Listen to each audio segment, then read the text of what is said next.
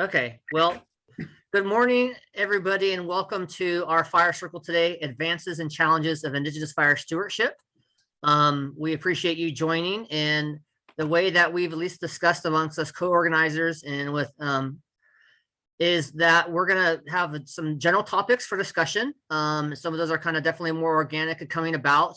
And if we have more people join us and there's a interest in maybe subcategory or subtopics or other aspects of Indigenous fire stewardship and cultural burning, then we could potentially break out into that. Mary, would you like to add any other details and just kind of like the flow and logistics of our time for what we have?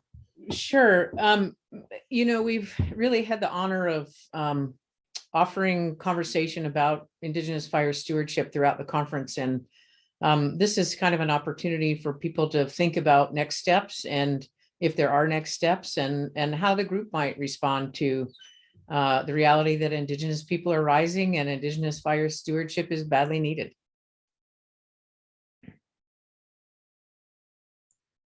So, with that, I wonder if we wanted to reflect on any points from the topics in the sessions yesterday that emerged. Maybe that would help guide us today, or do we want to make it more open-ended? I think in the past, and the reason why we had thought about this in particular is that at the Tucson Congress 2 years ago, I believe it was, is when Don and I hosted also a fire circle. And at the time, prior to COVID, people kind of came into the room and we put the chairs in a circle. We're all circled up here at our various places, zooming in our international meetings platform. But, we really at that time just allowed the audience to come and to be open and inclusive to say, whatever questions or things that you're working on around cultural burning, Indigenous fire stewardship, to raise that. We really wanted to kind of be here as more of a, I think, as a guiding the conversation with variety of our expertise. And also, we know that a lot of the other people that are coming to here to join the circle also have their own knowledge and practice and expertise to add to that. So we want to just welcome that. But I think that's generally how we've done it in the past, Don. We just, as people raised questions at that time, we just kind of used that as our talking point and went from one thing to the next. Yeah, that sounds great. And I would just encourage people to feel free. We're not necessarily, well, we're here to facilitate it, but we're not here to own it. So, if there's topics that people would love to discuss, feel free to bring those into the conversation for sure today.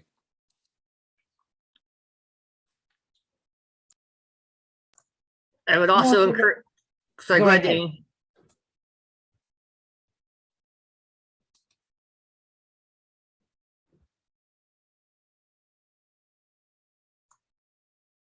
Someone was going to talk. It was Mary or Amy.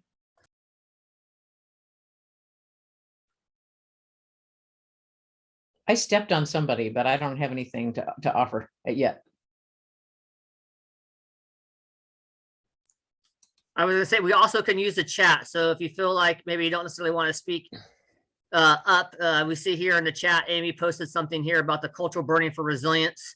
And then there's other things here. If you want to put those in the chat, we can also look at as a point of discussion and a point for bringing about.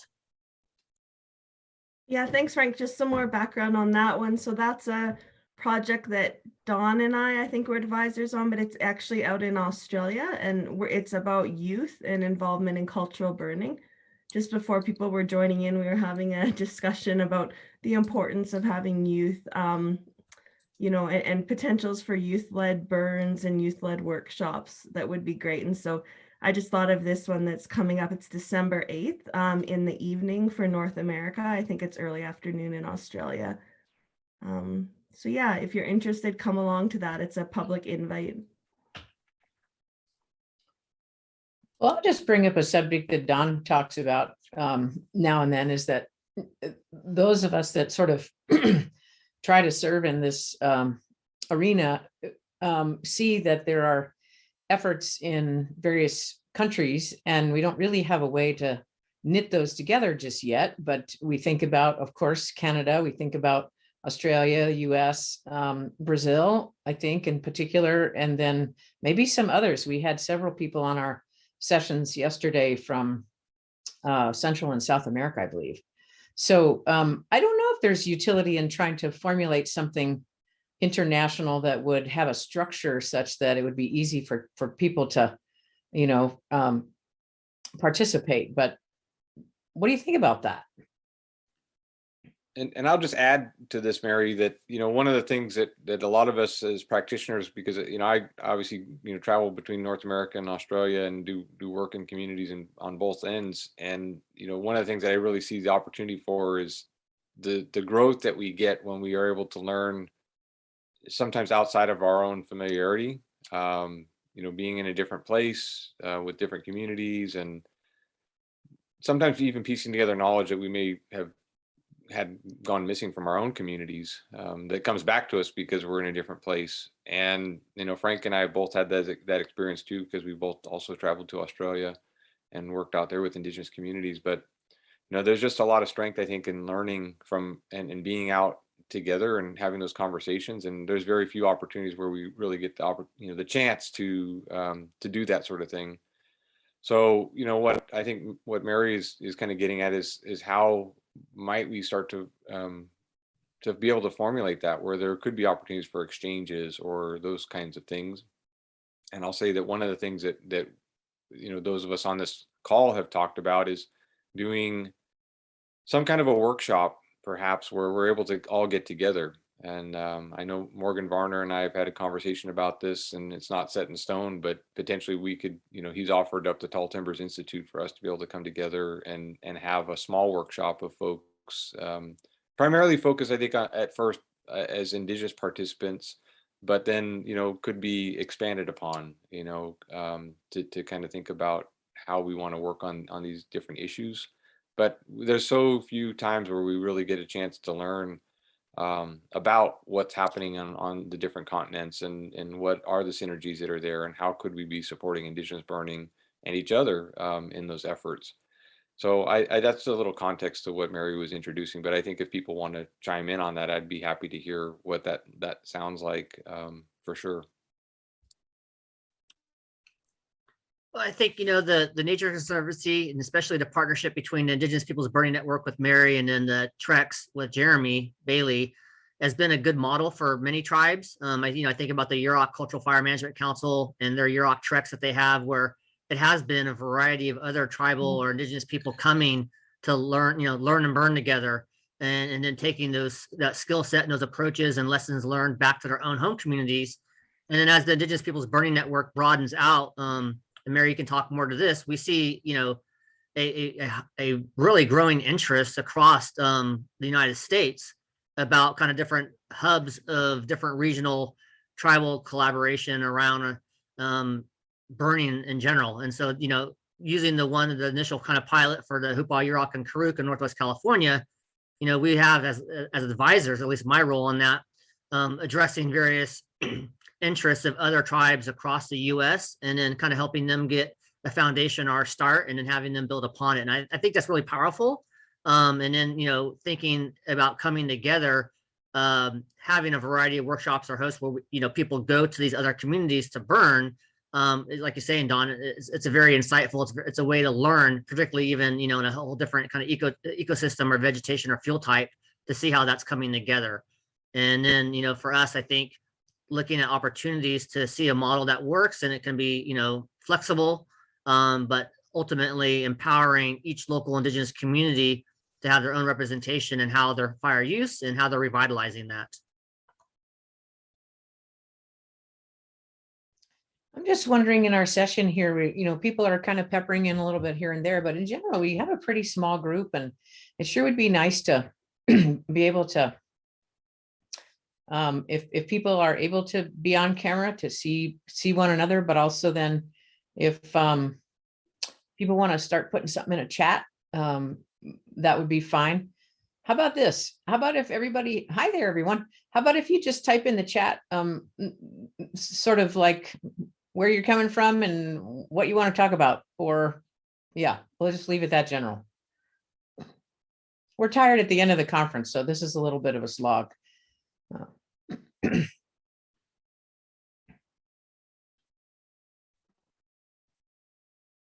I also think we could just do a little brainstorming about workforce development. Cool.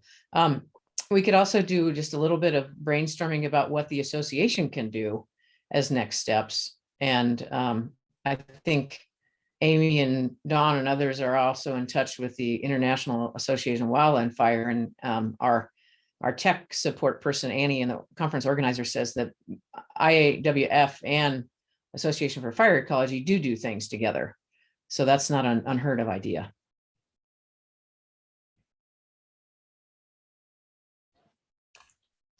So I see the one top of workforce development. I think that's an important one, especially in Northern California for the Western Klamath Restoration Partnership, where the Karuk tribe is the co-lead on that. That's been one of the main values and emphasis. And, really, we've also talked earlier before we got on about youth engagement. Well, there's, a growing body of interest in, things like landscape restoration and silvicultural practices, all the things that kind of get us to be able to get back into burning. And it's having that informed and educated workforce, and particularly from more of the local community. And what does that look like? Various tribes have talked about having institutes or training centers. Some of it had been more structured, some of it less, but that's a topic we can definitely build out. And I think that's also one of the limiting factors that I see in our area, especially from a older, kind of more timber logging community, in which that hasn't been happening very much. And, some ways regards not cutting down the old growth and really messing things up like it might have been doing in the past, but looking at more restoration forestry. How do you have a knowledge workforce? How does those, how's the person on the chainsaw, ideally from that local community, having grown up with the cultural practices and the environment, has that knowledge about what drought tolerant, fire adapted, culturally important tree species or shrub to retain and which one to cut, and having those factors. And, I work with the Fire Safe Council and some of the tribal crews on this, but I definitely see that as a need because, that treatment is going to be the legacy of the next stage that allows you to get in there to do additional fire stewardship, and can be, the tree that you leave today can be that 300-year-old oak that feeds acorns and is part of that desired fill bed to burn successfully in 2 centuries from now. And so how do we think about that? And so those are my bigger term perspectives on workforce training. I think it links to the youth part by getting our youth out there and having them see the projects, and then putting this could be you in 20 years kind of perspective about what they're doing for local stewardship and for empowerment. So I appreciate that. And I can add to that too, because with the Intertribal Indigenous Stewardship Project that we're working on here in California, a lot of it's focused on workforce development to some extent as well. There's a lot of interest in the state to build capacity for supporting Indigenous fire. And so, so part of what I talked about yesterday in my presentation for kind of updates from California was about that. But the money that's coming in, it's like, how do we do that? And one thing that on the tribal side that we've seen across the state is that people want to be learning from other tribal people, particularly where there's cultural knowledge applications that should be there. So you could have a fuels crew that goes out and thins the woods, but if they're not doing it from a cultural perspective and knowing, like Frank was just talking about, how do you select, and make a decision for which tree to take, and how it's going to respond to certain treatments and things like that. That's really important. And so if we can have practitioners who know that, training folks who maybe aren't brought up or traditional practitioners themselves, like we need to really instill that sort of thing. And so I've been really, over the last week in particular, really thinking about like, what does cultural competency look like for doing some of the work that we're doing? For if you're going to be training people to come into the world of cultural burning, what are the cultural competencies that they should have? And so we could teach people to go out and burn, don't have a connection to land and what those plant resources or animal resources or whatever it is, so to speak, that's there, then it really has no meaning to it. And so trying to build that up is something that we're kind of grappling with, but I think there's different models that are there from the Trex models and so forth that are emerging within the state. So I just kind of thought I'd share that with folks. I think another really powerful thing, and I want others to add in on this, but is to have the inter-ethnic crew. So you have part Indigenous, part local community, other people coming, and then you really diversify. Maybe somebody comes in with a great skill set of, the equipment and how to do the work, but they don't have the cultural competency. But then you have someone with the cultural competency who really needs to learn to use the equipment. And then that comes together, and then it does set you up successfully for after you say you do your manual thinning and then your pile burning, even the way in which you construct your piles or how you do your piles. I've been talking about, rather than big piles maybe having more loose snaky piles that go around outside the drip line of the trees, and thinking about impacts to soil and carbon sequestration and, mushrooms as indicators, and, thinking about like, well, okay, you can make many small piles that will help when you come back and burn to kind of get it to spread. And so I think all that workforce training is saying, hey, ultimately we want to get a good burn in here. Our first burn is going to be critical. And it's that manual or that mechanical work that sets you up for that initial reentry that then hopes, for the subsequent burns that you become more successful and achieve your objectives and goals for what you want for that treatment area. Question, Frank, the topics in the chat are really good ones. Do you want me to just to kind of facilitate some conversation around those and to bring those forward a little bit? Yeah, I saw the one from Monique. I was gonna, if there nobody wanted to add any more to this workforce training, then we could jump on to the other one Yeah. about Indigenous scientists. And if Monique wanted to lead that a little bit, Yeah. that can kick that off. Perfect. Thank you. Yeah, Monique, how about if you jump in here? You maybe have an awesome connection today. I'm kind of scared to start talking because of yesterday. Can you hear me? Yeah. Okay, there needs to be a sign, like put your hand up if you can't hear me anymore so I can stop talking. Okay.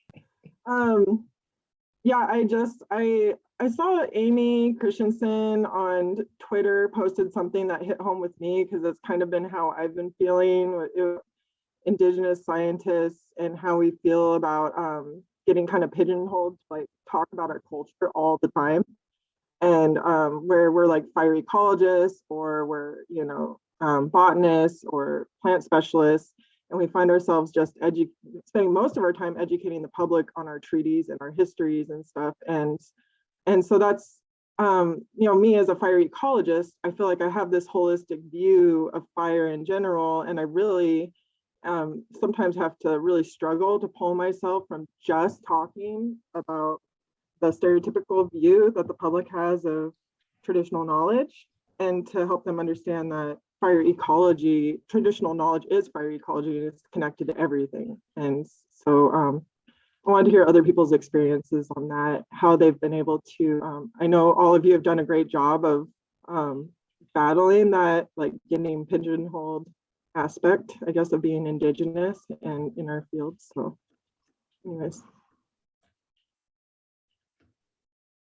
Yeah, Monique, I think that post that I shared was actually, I think it was a post I shared from Jane Park, who's actually on the call today. And Jane's a woman of color in fire and, constantly gets asked to talk about that and not about her expertise as the Banff National Park fire manager. And so, yeah, her and I commiserate all the time about that because I'm the same in my job. I could just do diversity and reconciliation 100% of the time and no fire.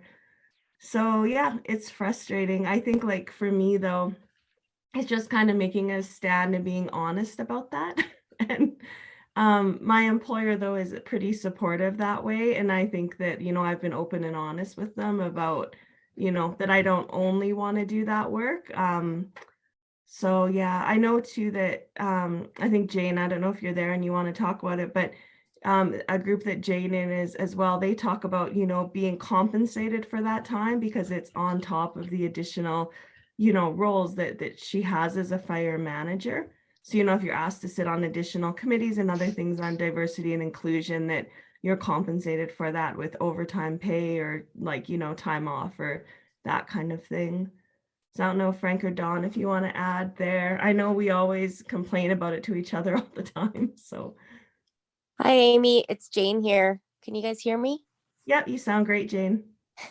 Yeah, I totally can commiserate with all of you on that topic. And I think, as Amy said, in some of the discussions I've had with other, people of color or Indigenous ecologists and, in lots of fields, I think we do feel drained in that kind of, even though that's a very core part of our identity, it kind of takes over and the other aspects of our profession kind of fall by the wayside. And so within parks, we kind of, a bunch of us who advise some of the executive in our agency have kind of said that, our non-BIPOC colleagues don't have to add that to their workload. And so, we don't want to sacrifice the work that we actually want to focus on, for, in my case, fire management. And so we would like to be at least compensated or acknowledged that that's the work we're doing, because we aren't the ones that are actually moving up into our organizations to make the policy changes to, in this case, to have cultural burning be more a part of our program. But we're not in those positions, because of lots of other things. So I definitely can support that. And I have started to tell organizers of events who are kind of looking to me to only speak on diversity panels or things about women in fire, that I prefer to be asked to be, to talk about fire management. Well, I wanted to circle back to Gabriel because he brought up the subject of workforce development in the first place. And Gabe, would you be willing to share sort of what your perspective on this and why this is a hot topic on your mind? Sure. Gabe Cahalan with the Nature Conservancy in Maryland. I've been working with a couple of tribes on the East Coast, and that's basically the first stumbling block that we've run into as far as revitalizing fire culture on the East Coast. And so that's why I brought it up. And it's conversations that occurred, separate conversations with separate people, and the same subject came up.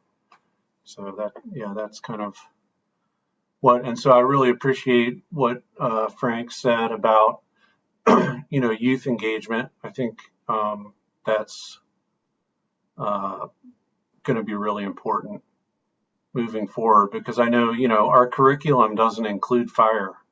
It's just not in there at all, as far as I'm aware. K through 12, there's no section on ecology, really. Wow, that's pretty basic. Amy, what were you going to say? Oh, I was just going to ask Gabrielle first. So in terms of the workforce capacity issue, is it that there's not people with like the knowledge to work with you, or is it that there's just like there's not enough staff to engage with your group? What's the main issue there? Yeah, it's that tribal folks, they just have other jobs, so there's no organized workforce that can focus on land stewardship. And part of that has to do with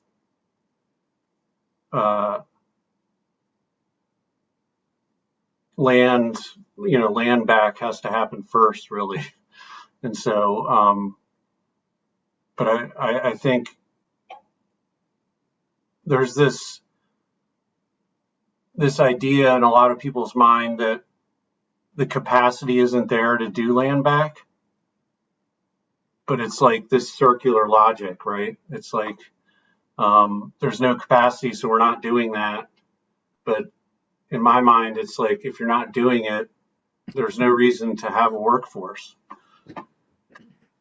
And then you're just spinning your wheels, right? Yeah, I think for me, it's the way that the colonized stay colonized, right? By the powers at large, at least in Canada, where we don't have good funding of our nations here, because it all is that paternalistic relationship from the federal government. So, where the agency knows best, and they're the ones who are funded to put in programs in place for our communities. And we're not able, to, like you said, to develop our own workforce to handle those things. So I think, though, that I've actually been surprised lately. I think I've told some of the people here, but I submitted a paper to a very prominent forestry journal that came back with 2 incredibly racist reviews. It was about Indigenous use of fire in the North, and one of the there was multiple horrible comments, but one of the bad comments was, something about like, why do you keep talking about colonization like it's in the present? And I think that, yeah, I know, it was like, anyway, so we're handling it. I think like we're writing a letter to the editor about why those reviews even made it through to Indigenous peoples, because it's totally inappropriate for what the paper was about. But anyways, I think that for me, that's one of the things that people maybe don't realize is just how much of our capacity is actually, you know, created or put in place on us by like the colonizer. So it's frustrating. And I know that Frank, maybe you can talk about it, but how Bill Tripp and those guys are trying to get around it with like kind of crowdfunding for some of their projects.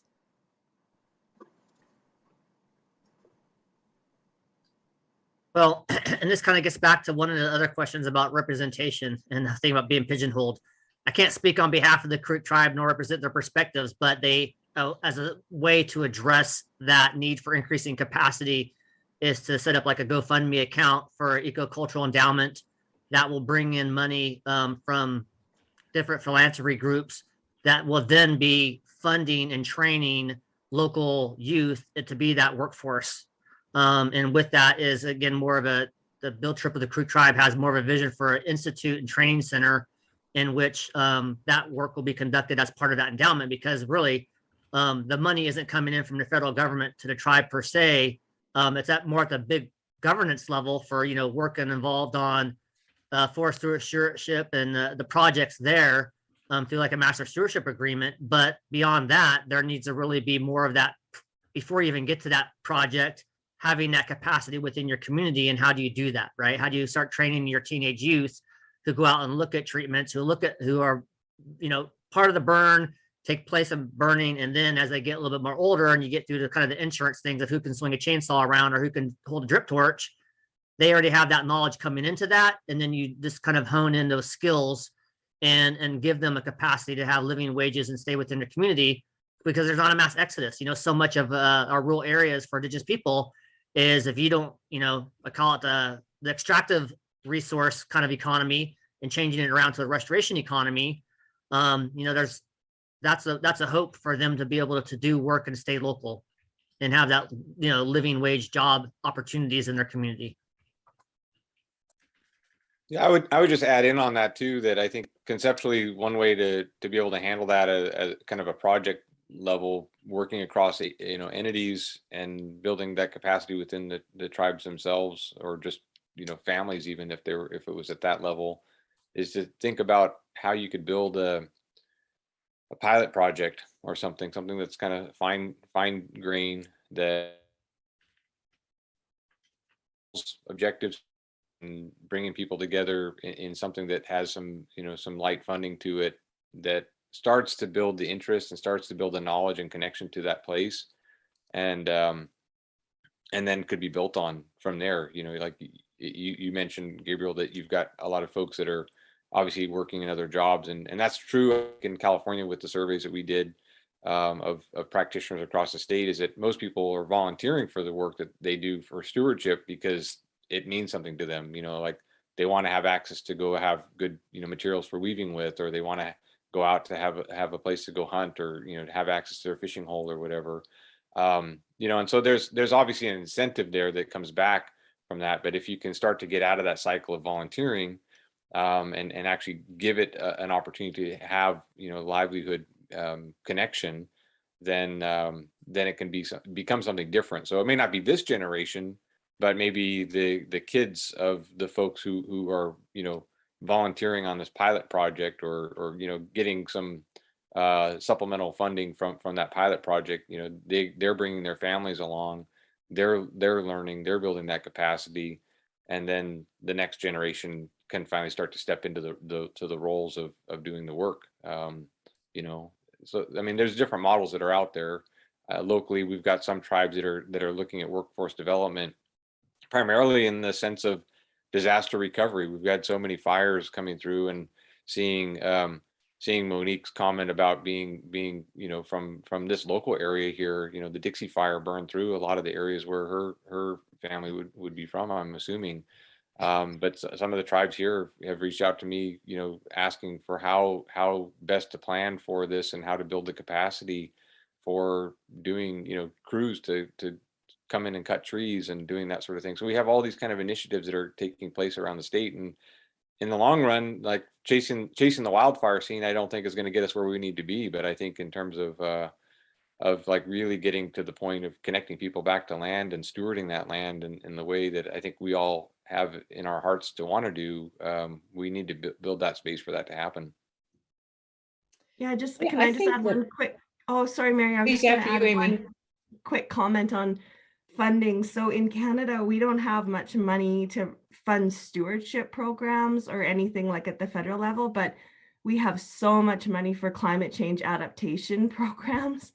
And so that's really where almost all my revitalizing cultural burning money comes from, is climate change adaptation. So I mean, that's one thing too, is you can link to create those small projects like Dawn was saying, that look at sources of money that you might not think of. So the climate change, also even like community health, or resilience building, those type of things, mental health work, like to improve mental health, all those type of things, you can link fire into those to try and fund those projects. Hey, this guy Frank Lake talked about that yesterday at a different session. Yeah, so wanted to- listen to Frank. I wanted to add that from the non-Indigenous side of things, we have a responsibility to elevate Indigenous leadership in workforce development. And the United States, in the US, money is really starting to flow in a big way. California, what you all worked with the governor and the legislature and so on and so on, and you're looking at $3.5 billion in fire-related funding. That's just enormous.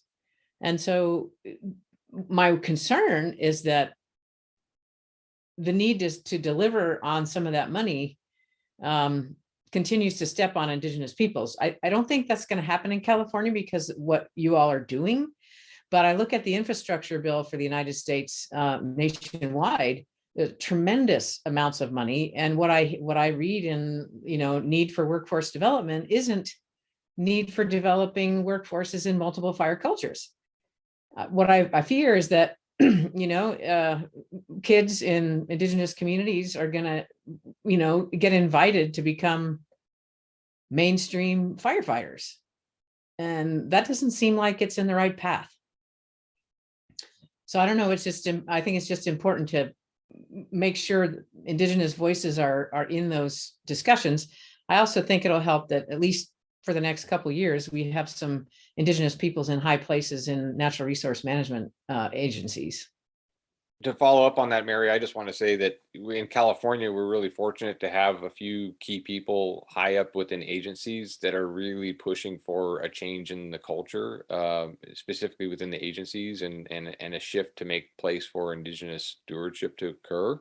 So not only did we get 3.5 billion for, the fire side of things, but there's a huge amount of, like it pales in comparison to what's going to climate change and water and all these things. And like when I look at the bigger pot of money, it's like, well, that's all ultimately linked to the things that we care, and so the more of that sort of placement that we can funnel to Indigenous led organizations and agencies and things like that.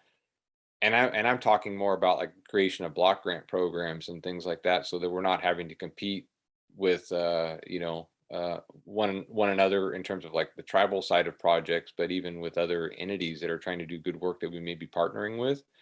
Like, just create the block grants, and if you've got the partners and folks working on it, they can all just say, yeah, this is what we're doing, we've got this plan, and in 5 years we're going to need this much money, and in 10 years we're going to need this much money, and it starts to create the funnel for that to happen. And then there's the private donations that come into it as well. But there's also this reality that Joanna pointed out, that even in present time, working with the Amamatsu Land Trust, an Indigenous crew gets hired by the agencies, but it's to do the grunt work. It's not to say, this is how we look at this area, this is how we care for this area, this is how we train and how we expect to be in relationship with fire in this area. You know, we've got to make that transition.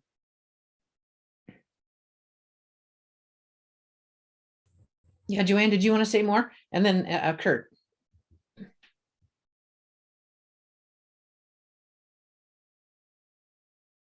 You're just smiling there, Joanne. Are you done? Are you? Oh, there you go. Perfect. I didn't have anything to say. I just rejoined. Thanks. Yeah, so I was just talking about your comment about the Alamatza Land Trust and the Indigenous cruise. Do you want to say anything about that?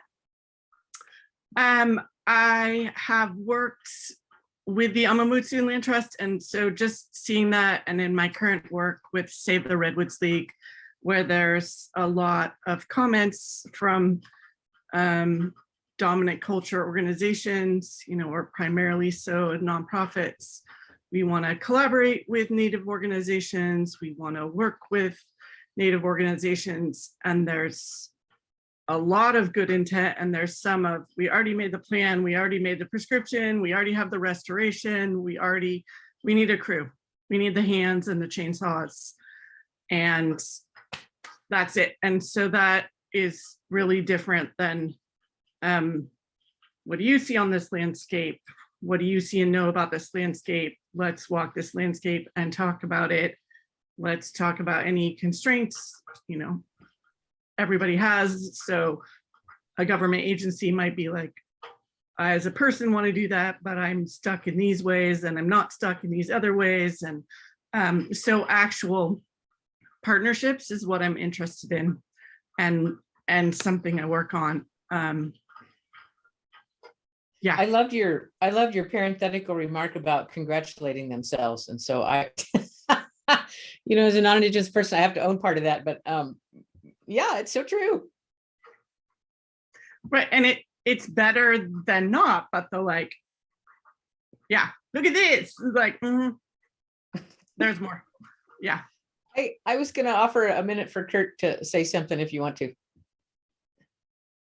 Yeah, I thanks. I'm really glad that this is happening. You know, I'm relatively new to this game, I guess, in a lot of ways. I'm obviously non-Indigenous, and I'm a fire historian. And you know, I'm working really hard. I feel like to try to make some important connections with Indigenous burning in the Upper Midwest. But I think that a theme I see is the development of respectful partnerships, and that takes a lot of time. And I think that that's really important. And I think that in a lot of ways, I kind of have a tendency to look at it as not, I don't want to say an impediment, because it's not an impediment. I think it's absolutely essential, but it's the time required to plan a burn. And I also just want to say, we're looking at a lot of what's going on out west, and a lot of what you folks are doing is really, really nice models for what we might do.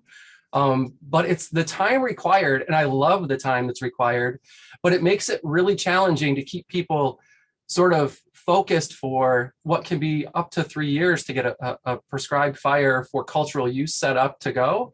And as an academic, I often don't see all the behind the scenes work that goes into this, that the feds are putting in or that tribal groups are putting in.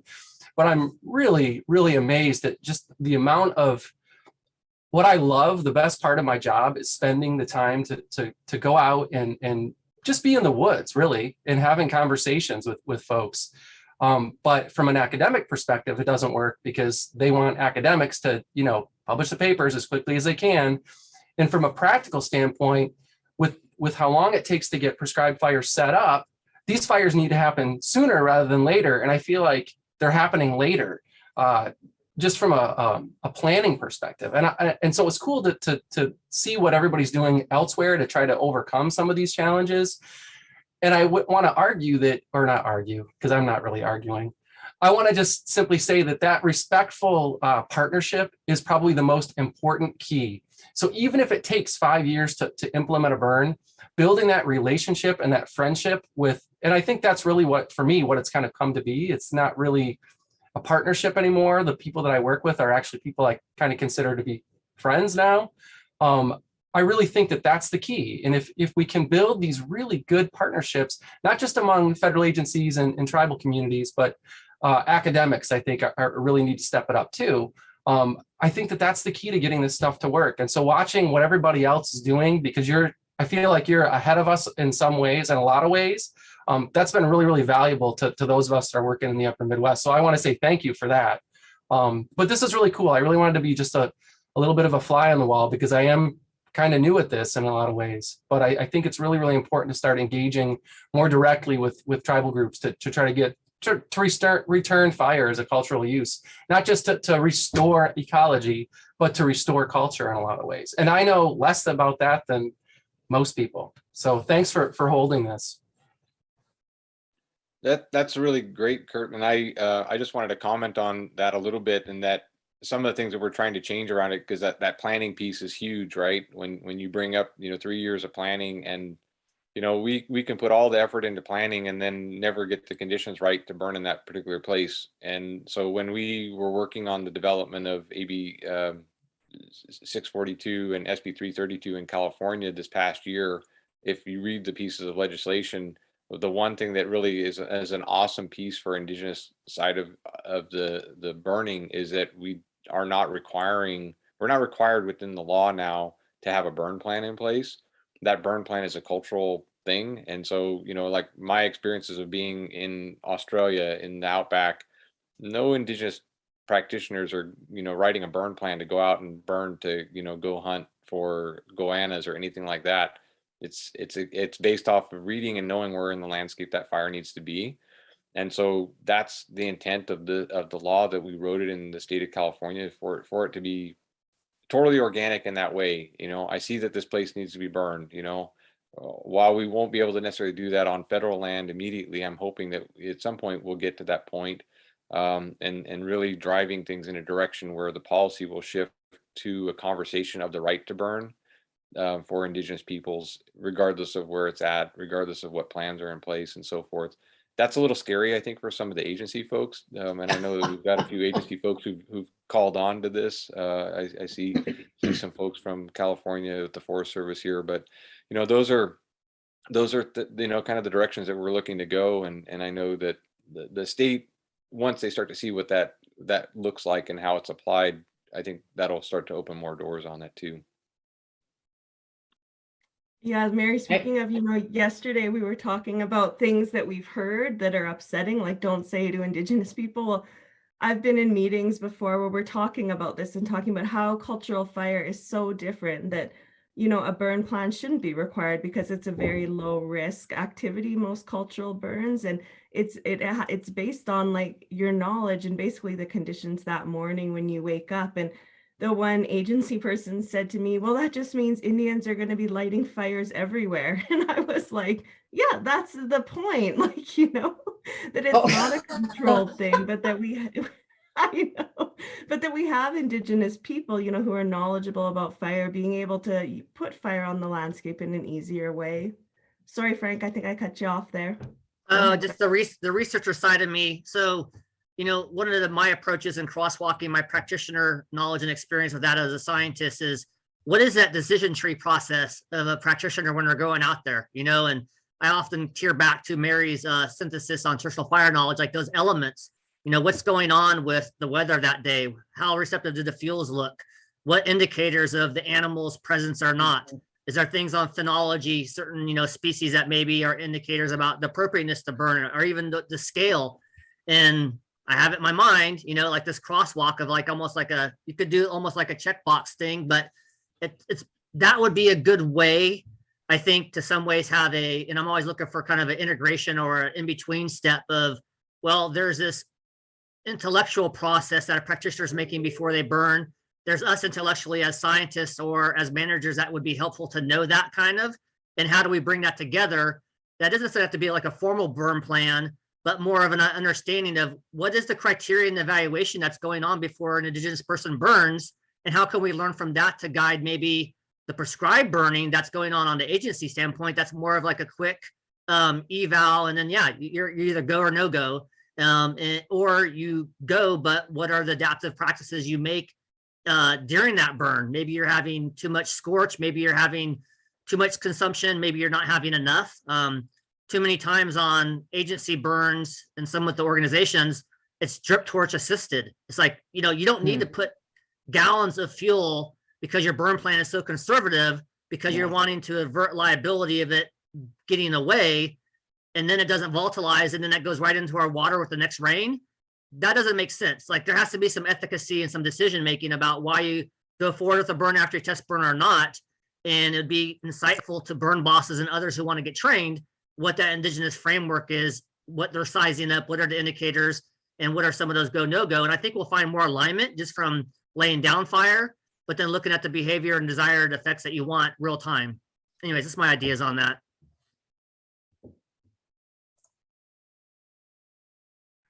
So I think that's, it's so good to hear like that sort of information from my perspective, just because I think for me, the frustration is we can come up with these ideas about what we want to do, but the roadblocks and the hurdles at the level of actually setting a fire on the ground is what's really challenging. And part of me gets disappointed in that when I have conversations with people and they're sort of like, well, we don't want to go through all those hoops with the paperwork and all these other aspects. Sometimes we just want to set a fire. We still get stuck in this mode, I think. And I'm not speaking, I'm speaking from an academic who doesn't really know all of the ins and outs of this, but it's sort of like you have to document everything in a language that not everybody speaks. And I think that's a big challenge. Like, it's like all of these, duff consumption or fire line intensity. These are not necessarily terms that, or even ideas that people have in their head when they want to set a fire to restore a landscape for whatever reason. And so I think that's like, when I go out in the field with people and they're like, yeah, this place needs to burn, we should just burn it now. I'm like, well, we can't just do that. That doesn't work. But yes, maybe that would be a great idea. But think about the amount of Indigenous knowledge that's there.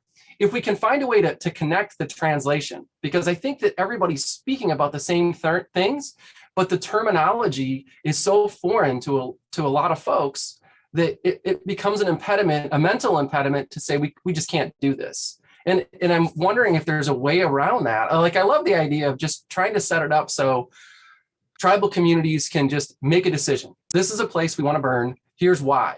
And not have to go through a long set of hoops that they have to jump through to be able to do that, to get 5 different agencies involved, to make sure they have enough insurance to be able to pull it off. All of these different things that kind of come in as the details, when really what we just want to do is we just want to put fire on the ground, and good fire on the ground. If I could respond to that, I think it's interesting in terms of power dynamics and how much, and the racism, where there's this interesting, like, if only we opened these doors, then there would be Indigenous burning, and like, right, all the doors that are marked, not you, not your knowledge.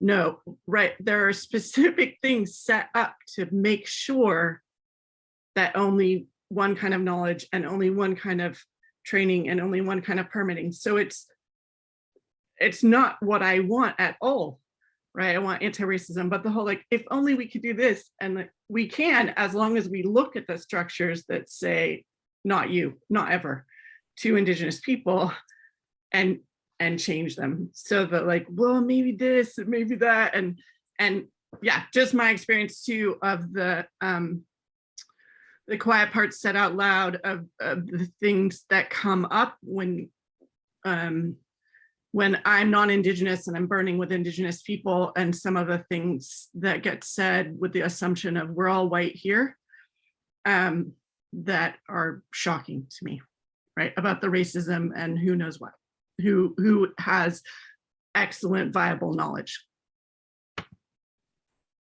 That's really rough. Jonathan Long had his hand up. I want to circle back to Jonathan, we may. Yeah, thanks. I was going to kind of respond to a comment from Jane about kind of an overarching plan, and also some exchanges that I was starting with Don about the opportunities with forest plan revision, I think, to highlight general areas that are really important for tribes to try to get burning back into, in terms of meadows and hardwood groves. And I think the forest planning process allows you to kind of put those high on the agenda and then set targets to say, you know, we're going to try to burn at least one of these a year, or whatever the targets are, and set monitoring around that. And I'm just curious if folks, you know, with the tribes, you know, have experience with some kind of approach like that, where it's not just a project, but it's kind of putting a blanket framework and really incentivizing getting some of the work done. And maybe you're not burning one area one year, maybe you get a wildfire come through and it changes the priorities, but it's putting that kind of long-term plan in and saying, this is really important, this is the vision. And then, you know, you work out the details to how you make the space for the tribal practitioners to be able to really drive the implementation there, and not just be subject to the agencies, you know, having their crews and everything, but try to make the NEPA planning and all that other stuff work. So, you know, I wanted to add to that because both Jonathan and I have written this part for the Northwest Forest Plan Science Synthesis, and now as that goes through Forest Plan revision here between Western Oregon, Washington, and Northern California, you know, developing these ideas of tribal stewardship areas. But, you know, one of the things that I had approached and talked to the regional NEPA planner and the one at the forest level is, if you could bring into the project planning the Indigenous fire stewardship and cultural management desires, then that can be evaluated, right? So we have the partnership, the collaboration, the tribe's the co-lead, you have the local watershed organization, you have the agency, the jurisdiction is the federal national forest lands. But in that strategy of your NEPA with the specialist reports, everything from heritage and cultural resources to threatened endangered species, wildlife, botany, et cetera, is to say, you know, after the partnership does the mechanical logging and the slash cleanup and then does the initial burn, how can you have that area designated within the life of the NEPA to include family-based stewardship? You know, after that initial partnership burn, that yes, you needed the 3 crews and you needed the hose lay and the type 3 engines, but now you have on the one side of that road ridge line, the recent wildfire, on the other side, you have the prescribed fire, and you have between these 2 road systems, a good area that could easily be burned by families with a low probability of escape because it's all within an island of recent couple of years burn. Do it. And so I've talked about that. But then I also heard from Bill Tripp from the Crew Tribe saying that there shouldn't be NEPA evaluation of Indigenous practices. And so I'm torn between sometimes a tribe that wants to have the sovereign right to be able to do things within their ancestral territory on federal lands within that jurisdiction, but also may or may not be in line with what should be considered a specialist from outside agency evaluating the appropriateness of an Indigenous practice. And so how do we overcome that? My thing is make it programmatic. And within this thing, like right now, CAL FIRE just lifted fire restrictions. And I'm like, well, why can't we go burn serpentine, this light grass fuel type? It's gonna be a great burning window on Sunday. I'd love to have my kids out there and burn something up the hill from me on this one particular fuel type that will go out. It'll literally go out as it hits the adjacent soil, red clay with the moisture fuel type. Like we could be burning all those little patches. Well, NEPA's not done. Well, do we need to have NEPA? It's not going to go anywhere. And if we always talk about the pace and scale and who's going to do the work, the current structure within the federal jurisdiction isn't supportive of these opportunities. I mean, I already got it in my mind. I sat there and talked to my wife about it last night. Like, why wouldn't I? Well, you get charged for arson. Why? Because NEPA's not done. Well, everything's already been, it's within an island. It's not going to go anywhere. We're missing opportunities. And so I get frustrated as heck, especially because I already burned enough on my property. I want to move up the hill. I was just going to add on that too. You know, the NEPA thing is definitely something in terms of environmental review that we're having a lot of conversations around the policies that are restricting our ability to CEQA in California, the Endangered Species Act, the Wilderness Act. Like they're all things that are limiting the ability to put fire back in.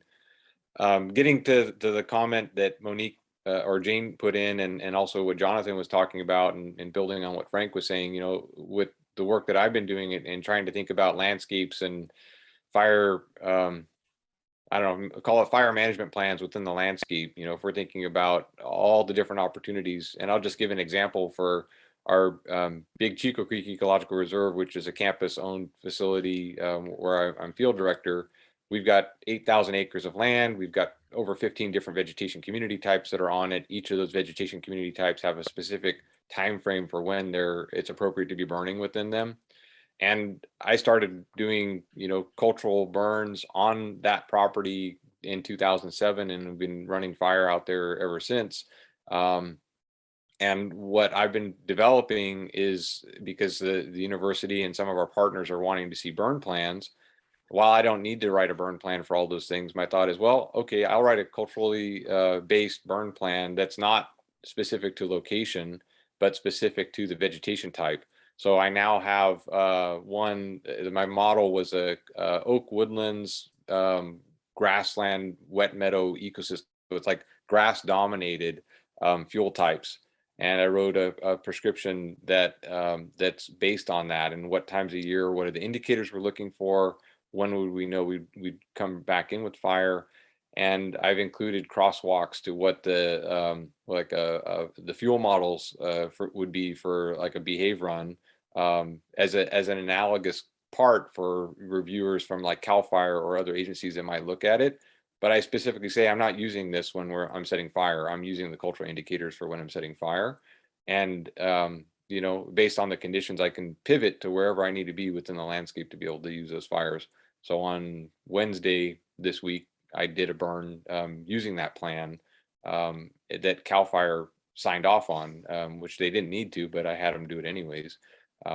So yeah, it's working, and it's a little bit different than what a typical burn plan might look like. But I think it's something that I'm hoping to kind of use as a model that I can build out and start to integrate more across the landscape locally.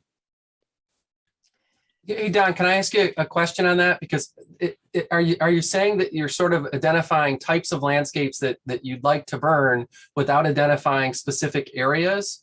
Because to me, that's kind of where I feel like it'd be really, and this builds on Frank's mention of family-based burning, because I feel like that's, if you can identify places on the landscape using cultural indicators of where those areas are that might be benefited by burning, but you don't always want to have to identify that particular place directly, but just have it in a burn plan to say, we want to burn places like this that have these sorts of qualities when we can. Is that working with respect to like the landscape burning plan? Or are you still having to identify individual locations where, okay, we're going to put a fire right here, and all of the associated NEPA policy and everything else that has to go into that? Yeah, it's a landscape level type thing. So it's not, there's, I might attach a map, like when this burn that I did on Wednesday, CAL FIRE wanted a map of where, specifically I might be setting fire. So I just attached that to this particular plan when they asked for it. But generally the prescription is only written to that specific ecosystem type. So regardless of where spatially I'm at within that landscape, as long as I'm within that ecosystem type, that plan applies to that. So as I think about it, I'll be building one out for like chaparral and toyon dominated vegetation and live oak specific and ponderosa pine and so forth. Like they'll each have their own plans, and then ultimately they'll get wrapped into a larger plan that is not spatially focused. It could be anywhere, and it could be anywhere really within the same foothill landscape of the Southern Cascades, because those vegetation types are repeated within that landscape. So I don't know, I'm experimenting with it, but I think it works. And people who've looked at it, who have many years of doing NWCG burn plans and CAL FIRE style burn plans, are looking and going, wow, this makes a whole lot more sense than the ones that we do. So I think it has a lot of utility beyond just what I'm developing it for. I wanted to ask Jane to elaborate a little bit more on her comment about putting together meadow grassland burning prescriptions in Banff. Yeah, can you guys hear me? I just switched to a laptop now. I guess what we've done in Banff is we've done like an overarching, we call it just our meadow restoration plan. And it's a burn plan that, we just did basically a GIS exercise of all the grassland meadows in the park and just kind of, looked at vegetation layers and identified where those vegetation types and ecosystems that require kind of frequent low intensity burning. and created a burn plan for that. It wasn't super onerous or complicated. The prescription's very simple, just in terms of fine fuel moisture and wind. And then basically on an annual basis, we, talk to the wildlife biologists about, where certain habitat is lacking, or, in Banff, we've just reintroduced bison. And so there's, some interplay with where they want the burning to happen. And so year over year, we just identify, generally we're going to want to burn in this area. So we identify in kind of a blob. And at that point, the only input into our environmental assessment process is, a very short document that just has like any other special considerations.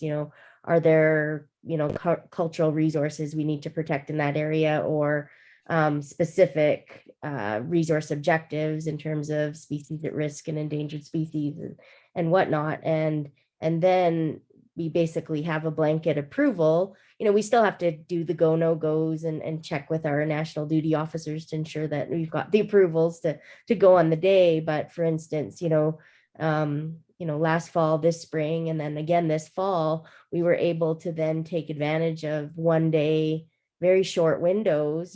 This fall we burnt, it wasn't big, it was 37 hectares. So, in the range of what a cultural burn might be. And just take advantage of a 1 day window before some snow came, where the shrubs and the meadows were dry enough for us to take, 5 people and a few drip torches out and just do some burning. And I could see that model working, well for the cultural burning side, where, there's an overarching plan similar to what Dawn talked about, that kind of just identifies the type of ecosystem. It might not even have to have a map if they want to keep the traditional knowledge within the nation, that just says these are the types of conditions we want to burn in. And on the day of, we do a go, no go checklist that we've got everything in place, and you just can go. And it's worked quite well for us, I think, over the last 3 burning seasons, fall, winter, or fall, spring, and fall. We've burnt over 1,000 hectares in that way. So I just wondered, I don't know in Canada, I've been kind of chatting with Amy, like we have quite a different kind of system in terms of provincial versus federal jurisdiction. So I think it still will be quite hard here. But I wonder in the States, where there's a lot more uptake for certain things and resources, where that might be possible.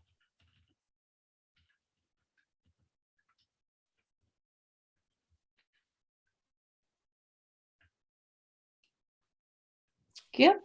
Can I ask a quick question? Just one of the things that I wonder about from the agency perspective, I guess, is the challenges with trying to get some tribal knowledge into the federal employment system. Because I know that I've spoken with students from a tribal college, a 2-year tribal college, that have thought about that sort of a pathway.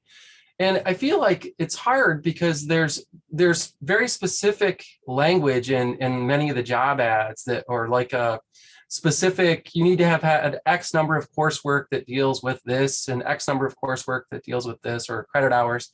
And that looks like an impediment, because some of these folks that I've worked with are super knowledgeable.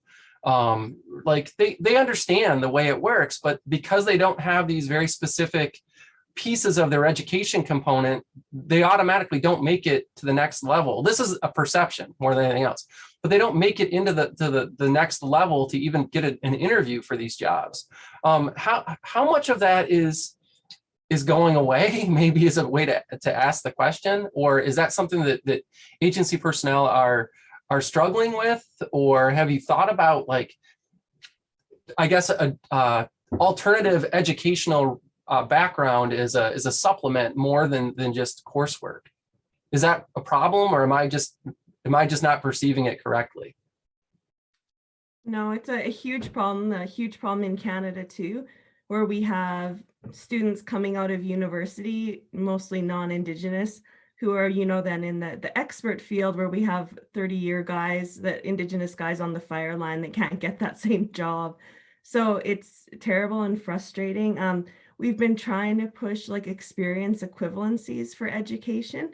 But in the federal government, we just, it's HR, we just hit up against HR. So I think people like on the forestry side know that we should be doing it, but the HR, it's like, well, it doesn't, that's not the classification. Well, okay, then we need to change the classification. Well, we can't change the classification without Treasury Board approval. And, that's a 5-year process and you can only submit that, this month. And anyways, so I would say that the issues sometimes aren't even, from like forestry people, it's huge systemic government issues about just even how we classify positions.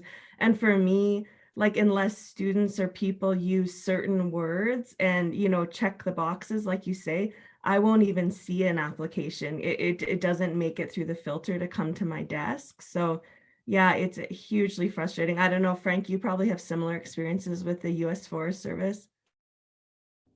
I see Monique raising her hand, right?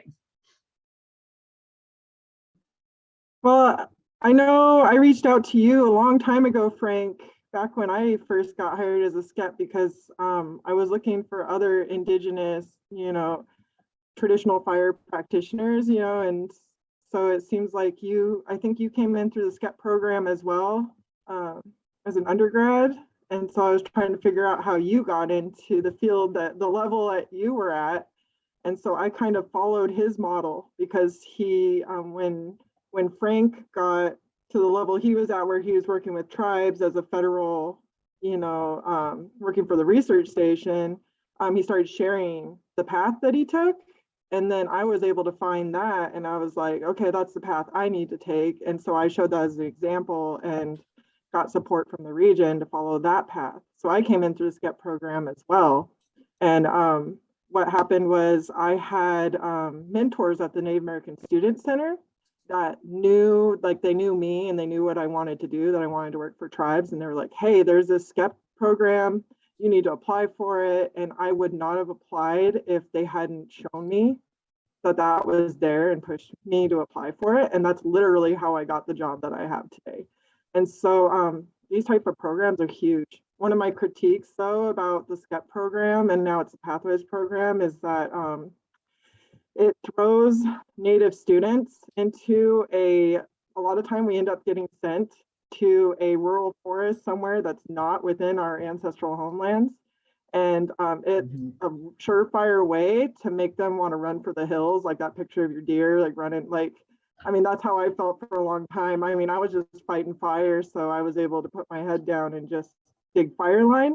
But the moment I started settling in and thinking, I'm the only Native woman on this whole forest, and not just the only Native woman, but I'm also the only one that's under 20 years old. And what am I doing here? I need to get back to my tribe. It was really hard at first until I found a connection with the local Native community. So I told the forest, you guys really need to try to connect these Native students with their actual tribe when you hire them through the SCEP program. Don't just throw them in the middle of nowhere and expect them to succeed. So. Yeah, I guess I'll just comment quickly for those. So when I was at University of California, Davis in 1994, there was the Student Training Engagement Program, or STEP. And so I was recruited from my Davis up to the Oregon coast to work on the Situsel National Forest, where I started doing my fisheries work for that summer, and then came back and finished my coursework enough to qualify as a fish biologist, and then was transitioned after that, my summer 95. And after I finished my coursework, I worked the required, I think, 6 months of the training program, diversity of different aspects, going out with small sales timber, even though as a fisheries crew, did stuff on the marking crew, wildlife. So I had a diversity of experience. And then I was placed as a habitat fish biologist on the Rogue River National Forest. And in order to restore salmon, I started having to want to learn more about fire. And so that's the way I did that one. And then when I left the agency, worked for the Hupa tribe, and after that was recruited to Oregon State University, partway through my dissertation work, on the research side, they had the Scientist Recruitment Initiative, and those were very few. And then the SCEP was Student Career Education Program. And then the Washington office provided quarter-time funding, and the research station did quarter-time funding. So I had half-time salary to finish my PhD work for 3 years. And then I was non-competitively placed. But in that case, that was, a national thing. And I was only one of 2 students at the Scientist Recruitment Initiative that year for the funding allocation. So I think back on it now, it was good on the agency. I really had to apply myself, but that was the way that I got to come into the agency and then develop my own position description that really focused on working with Indigenous and tribal communities around terrestrial knowledge as part of my forestry and wildland fire and fuels portfolio as my emphasis area within the station or the research branch.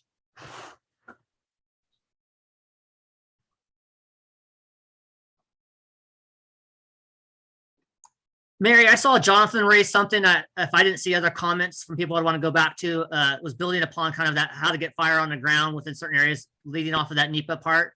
Is that right? Sure. Go back to that part, Jonathan? Jonathan? Yeah, well, I think I was just, in addition to this idea of areas that are kind of high priorities for burning for cultural resources that are kind of easier to control fire in, but figuring out plans for these ridgeline systems and more cultural fire breaks or fuel breaks, however people want to label them, but things where we're not just going in during the wildfire suppression and digging with dozers and hand crews, but we're actually having areas of landscape where we know we're going to maintain these areas as a control feature for fire to make us be able to use fire at bigger scales. Because I've heard you, Frank, talk about that, and Danny Manning and all these others, just the frustrations with keep having to go back into the same areas that are burning again and again and disturb all the arc sites and medicinal plants and everything else, rather than having these areas already planned out and treated in advance. So yeah, let me talk about that. So here I'm now on the Six Rivers National Forest was my fire clause, my incident qualification. So I'm a firefighter type 2, resource advisor, fireline resource advisor, and type B Fall or Sawyer. So within that, typically when we have a wildfire incident occur here, there's the incident management team that's called in. If it goes from like a type 3 locally at the district to then a type 2 team, they have the letter of delegation, the letter of delegation of authority there. And in that, the unique thing that's I really find that works well enough but could be improved is there's a memorandum of understanding between the National Forest and the tribe that identifies a designated tribal representative and then has heritage consultants. Heritage consultant 1 is a fireline resource individual from the tribe. Heritage 2 consultant are like elders and practitioners who won't be out on the line, who don't have those fire calls, at least as a firefighter type 2.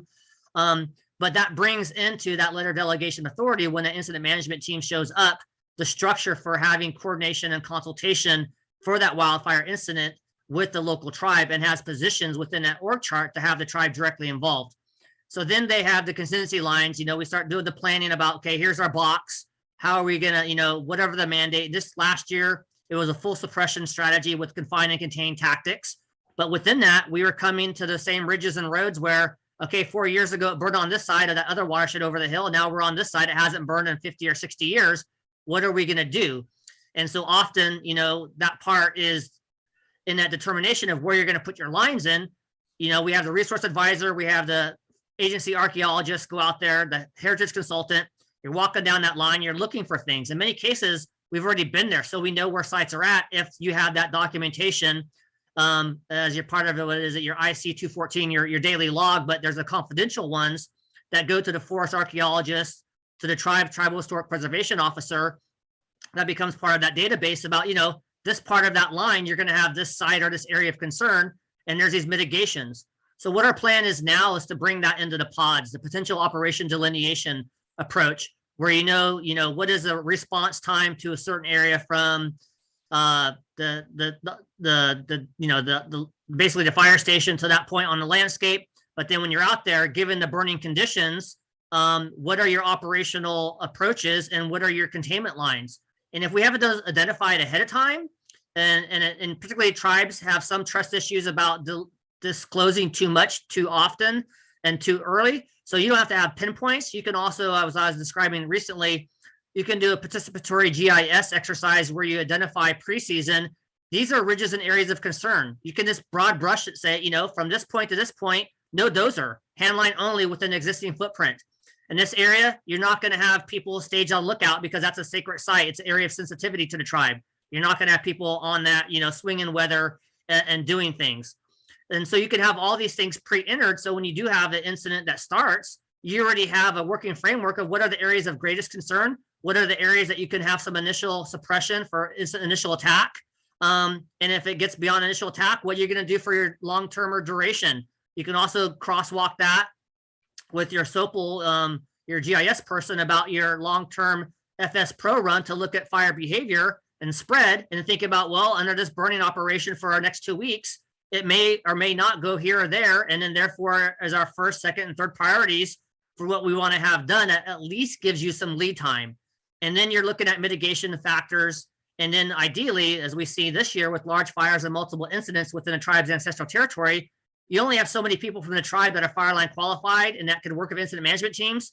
So then it also helps the tribe triage their highest priority about where they're going to send their available personnel and their representatives. And I think if we can move to that pre-planning framework, we'll have greater agreement about what to do under what suppression or managed fire for resource benefits. And then also to tie that into the proactive side of where have you done your treatments? Where has that work been done? Have the piles been burned? Have you already had the initial, all those factors come into your landscape planning. So when there's either a planned or unplanned ignition, what are the sensitivities and how do you honor the tribe's desires about what actions take place or not there? Anyways, that was a lot, but we're working on it. It is a lot, and I'd love to hear from some of our Canadian participants how tribes interact with wildfire operations in Canada. I realize it probably varies by province, but love to learn. This past summer, I was deployed to BC to work in the Okanagan on what was called the Inkmeep fire between Oliver and Osoyoos, British Columbia, and kind of southern Okanagan. And it was great. It was one of the very few deployments that I've ever been on where we had an Indigenous liaison from the Osoyoos Indian band that worked directly with us daily. She attended all of our planning meetings and any other meetings where we, even tactical and strategy meetings where we were talking about what our operations were going to entail. And she could let us know if there were sensitive sites, and we could work directly with her in our operations section to make sure that our suppression actions wouldn't negatively impact any sensitive sites. And also, be a bit proactive in terms of other locations where we thought the fire might go to protect or stay out of. And so I think it was a really great model for that, especially, at that time, that fire was very active and threatening a lot of homes on the OIB reserve land.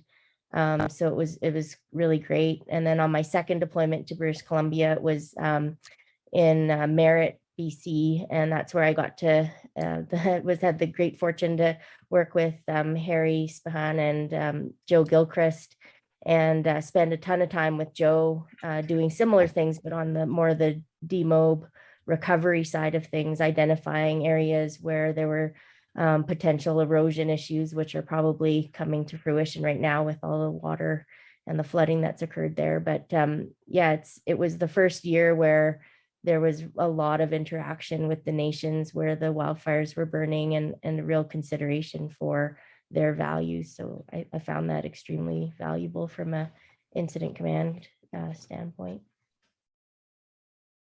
And I see Matt Rance is on the call with us. And if I remember correctly from yesterday, Matt, are you with Parks in fire?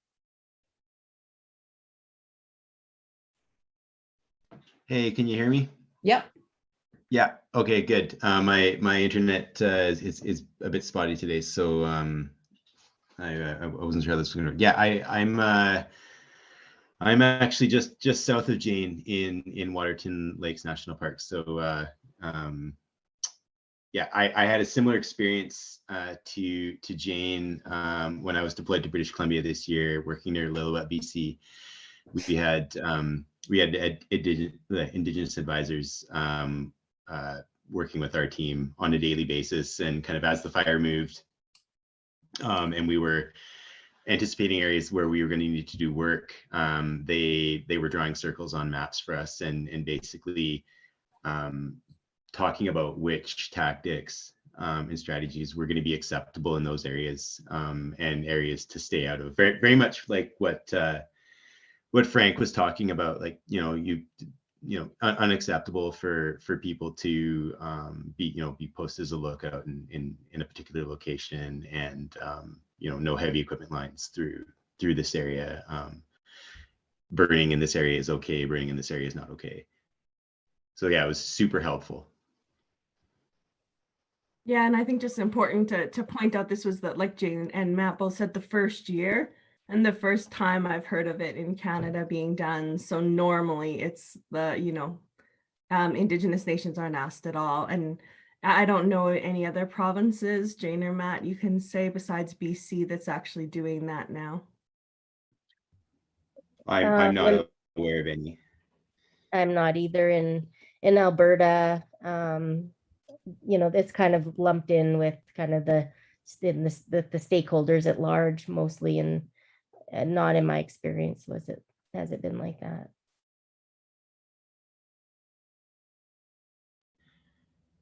I'm not recalling the name right now, but there's some really useful tools available for collecting that sort of information in a respectful and in a way that doesn't reveal exact locations of sensitive sites. I think it might be called My Maps, and I've read a number of papers where like communities are surveyed both about sensitive sites, but also about areas where that might from the perspective of the community might need fire. And you can, it's almost like a heat map, and people kind of use a paintbrush, and then it gets all like put together, and then those resource outcomes and desires of the communities can be shared with people who are working on the ground, who need to use some of that information, but you're not appropriating it. So I think there's a lot of opportunity there for those sorts of tools to be used in this context.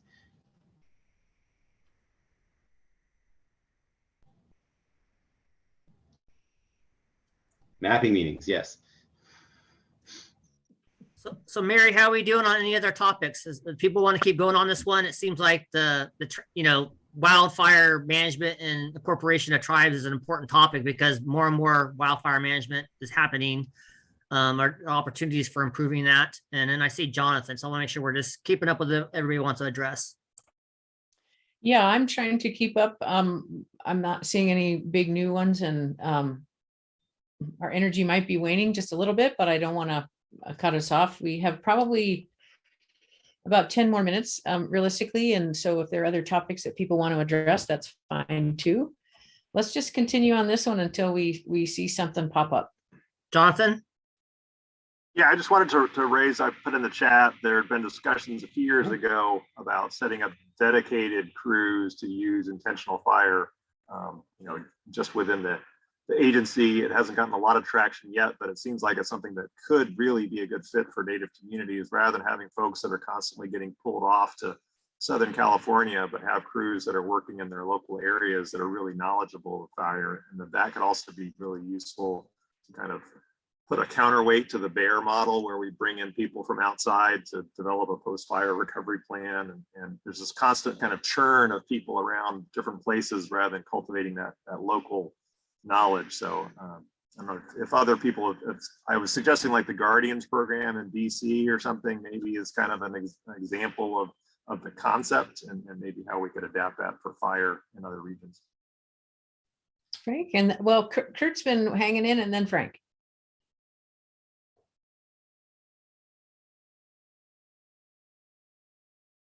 Kurt's Sorry, I was typing. I guess one of the questions I had, where I work, we're finding that there's a lot there, that the traditional ecological knowledge surrounding fire is very spotty. and that within the community, when we've been trying to have conversations about fire, we're just starting out. A lot of that knowledge has been really obscured because of a lot of different, colonial reasons. And so we're constantly among my partners trying to figure out what's the best way to start to respectfully tap into some of the traditional ecological knowledge surrounding fire in our area. And we're noticing that even within relatively small regions, that there's quite a bit of difference from one group to another in terms of both an understanding of when, why, and how fires were used, but even just whether or not fire was even a part of the landscape. But my role has been to kind of go in and figure out what the history of fire is, and then try to reconnect that with folks by interpreting what we see in the tree rings. But I'm wondering if it looks like the mapping meaning, that would be a really great, or participatory GIS would be really, really great means to do some of this work. But I'm wondering if there are some other tools or techniques that we should be thinking about that maybe we haven't thought about to rekindle, again, I'm accidentally using fire words, just to come back with a way in which we could reconnect some of that knowledge in a really respectful way.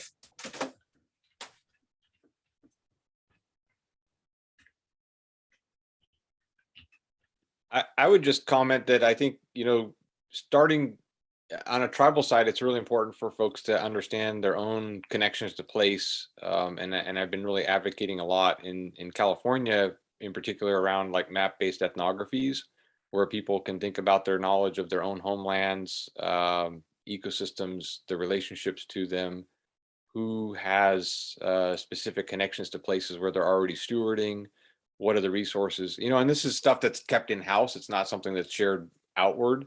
But I know I worked with some of my own tribal community to develop that for our own area. And, it's like all of the places where I collect my basket materials and places where, some of us go fishing and hunting and things like that. We've mapped those out. We've mapped them out based on different layers that include, knowledge of our cultural sites and different things like that. But once you start to understand that, and once you understand who is doing activities in places within the landscape, then I think you start to build an understanding of, well, you have the potential, I would say, of knowing where would fire be a good place to start to put back into the landscape, or who would have the knowledge of what the fire needs would be for that particular place.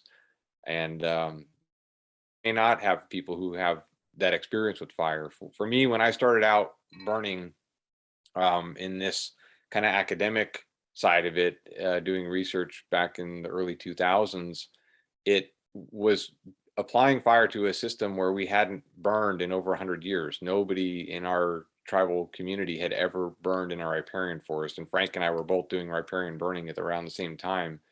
Nobody had done it in our community. And but we had knowledge from, secondhand, third-hand accounts of fire that elders had shared with me. And I just, as a weaver, I would think about those systems, because a lot of the materials I'm collecting come from that forest.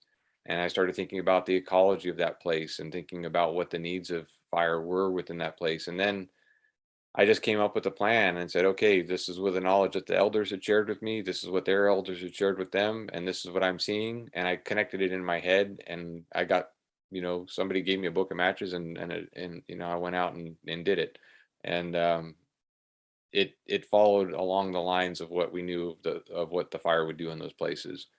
And so I think you have to kind of be willing to accept the story side of it, and then the ability for people to crosswalk. And I've been able to reconnect and rebuild that knowledge from that practice and take it to other systems. And that's really been really helpful. And I'm sure Frank and others can add to that too.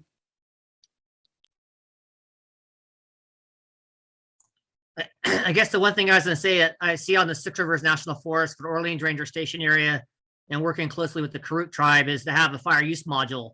And that fire use module is composed of some local tribal people that are on the agency side.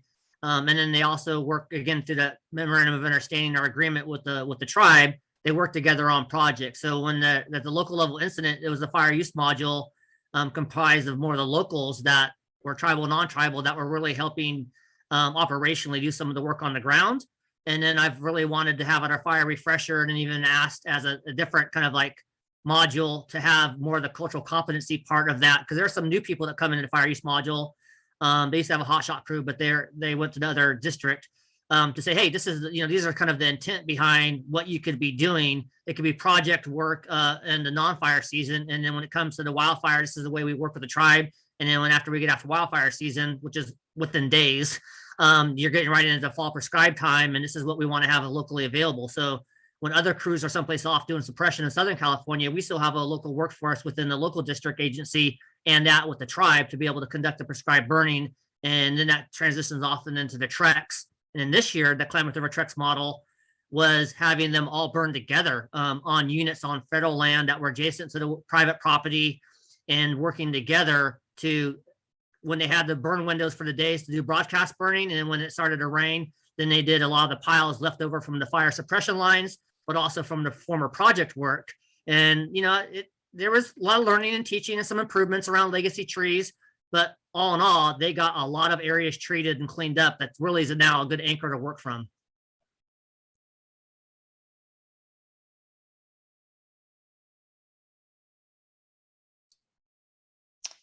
I was Oh, going and I to was say, gonna add one more thing, Mary, just a little Yeah. symbol of hope, So after one of my IUFRO talks on Indigenous fire stewardship, I forget her name, but one of the international program leads for fire and aviation management within WOSA. I'm the South America contact, and I like what you really have said about these partnerships. And I see growing interest on the management side of the Forest Service as they kind of have, their support work of other countries, looking at and considering how these frameworks of working with Indigenous communities and governments. And so it's hopeful to me, but there's not enough me to go around. And so I think this is really an important aspect of training. If we work at the top of the directors of our fire management agencies to say, here are models that we think work good at our local community, that if you go to a different country, please think and consider this as you have your international aid or your international support programs. And I think the same thing too. The US sends crews over to work in Australia for suppression or vice versa, but a lot of times those suppression side don't encourage the incorporation of Indigenous or Aboriginal community members and representatives. And I see that changing, but we really need to press that to the higher ups to say, this is how we have our international Indigenous fire support network. it's so critical. And we see, of course, that the primary model of fire suppression coming out of the Forest Service in the US has been exported all over the world. And I think it's a really important a whole thread that needs to be really developed and woven into the tapestry.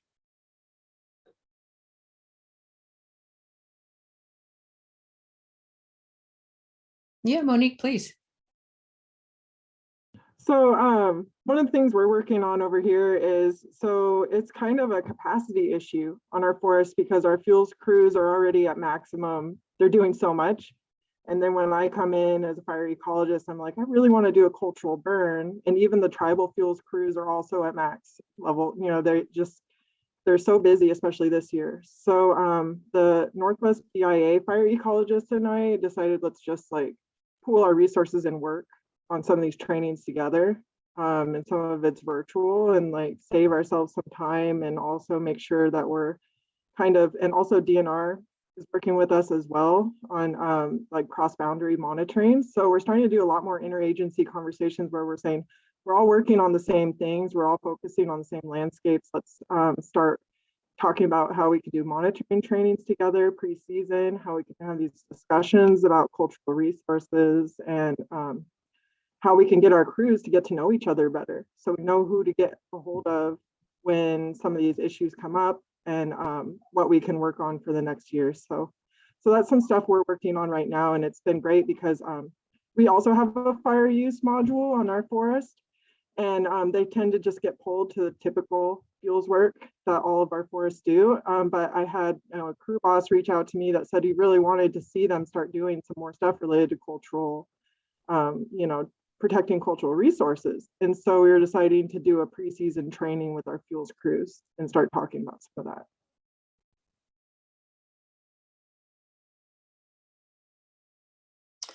Well, Frank, we have about 4 minutes left. I think sometimes people love to get a couple minutes back. if they can snag them.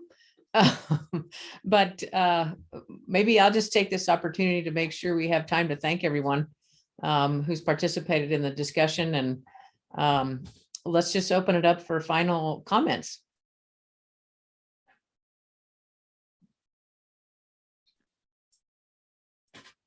I would just comment, that one of the things that I've been getting a lot from agencies, and I think what Monique was just commenting on there kind of triggered this thought in my head, is that there's a lot of agencies that are asking for trainings and things like that. In fact, some of the time that I have right now is really focused from some funding from the U.S. Forest Service to develop some trainings for line officers and other folks.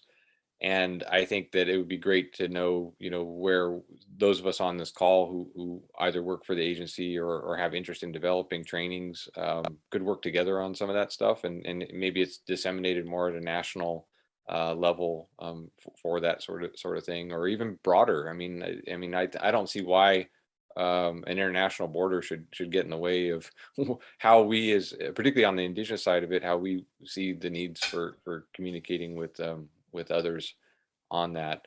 So I just put that thought out there.